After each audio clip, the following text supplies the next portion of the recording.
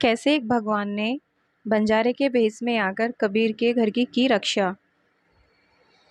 पिता की मृत्यु के बाद कबीरदास की माँ को डर लगने लगा कि कहीं कबीर साधु ना बन जाए, इसलिए उसकी माँ ने सोचा कि कबीर का विवाह कर देना चाहिए। विवाह के बाद यह घर गृहस्थी में पड़ेगा तो साधु नहीं बनेगा, इसलिए उसकी माँ ने कबीर का विवाह कर दिया। कबीरदास की पत्नी का नाम लोई था। कबीरदास की पत्नी भी कबीर की भांति एक भगवान भक्त थी। पिता के देहांत के बाद घर चलाने की पूरी जिम्मेदारी अब कबीरदास के ऊपर आ गई थी। अब कबीरदास अपने पिता की भांति कपड़ा बुनकर अपना जीवन निर्वाह करने लगे। कबीरदास जी प्रतिदिन केवल उतना ही कपड़ा बुनते थे जितने से उस दिन का जीवन निर्वाह हो जाए।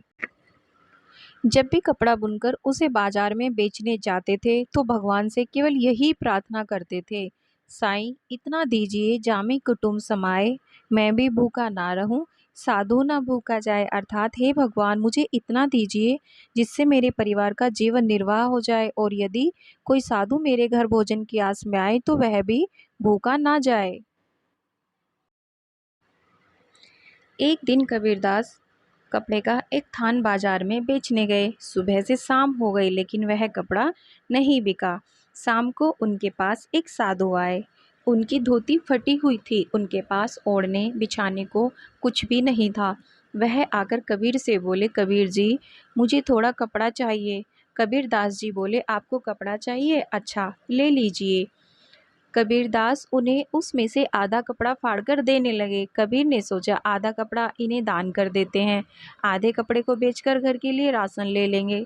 जैसे ही कबीरदास उस थान में से आधा कपड़ा काटने लगे, साधु बोले, आधा कपड़ा क्यों काट रहे हो, पूरा कपड़ा ही दे दीजिए, इससे मेरी लंगोटी धोती अचला बिछोना और ओढ़ने का सब बन जाएगा, इसीलिए पूरा थान ही दे दो। कबीरदास ने सोचा यदि मैं इन्हें कपड़े का पूरा थान ही दे दूंगा तो फिर मैं घर पर राशन कैसे लेके जाऊंगा।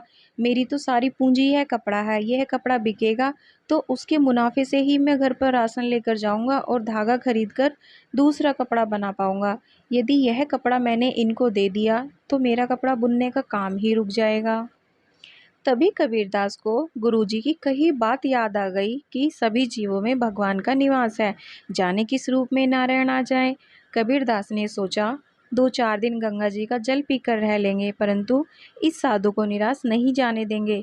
राम जी सबका ध्यान रखते हैं, हमारा भी ध्यान रखेंगे। यह सोचकर कबीरदास ने उस साधु को कपड़े का पूरा थान दे दिया। कपड़ा लेकर वे साधु चले गए। अब कबीरदास ने सोचा यदि अब मैं घर जाऊंगा तो माँ और पत्नी जब राशन के बारे में पूछेगी तो मैं क्या जवाब दूंगा। माँ को जब पता चलेगा कि मैंने सारा कपड़ा साधु को दान कर दिया है तो माँ बहुत नाराज होगी, बहुत झगड़ा होगा।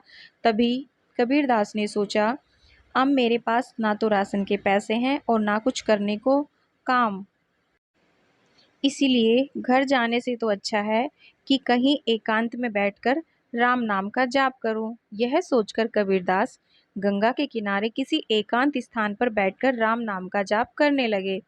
3 दिन तक कबीरदास बिना कुछ खाए सिर्फ गंगा का जल पीते और राम नाम का जाप जपते रहते। जब 3 दिन तक कबीरदास अपने घर नहीं पहुंचे तब उनकी माँ और पत्नी को चिंता होने लगी। उनके पास ना तो पैसे थे और ना ही राशन था। दोनों भूखी प्यासी कबीर की बाट देख रही थी। कबीर और उनके परिवार की ऐसी स्थिति देखकर भगवान श्री राम चिंतित हो गए और उन्होंने एक बंजारे का भेष बनाया।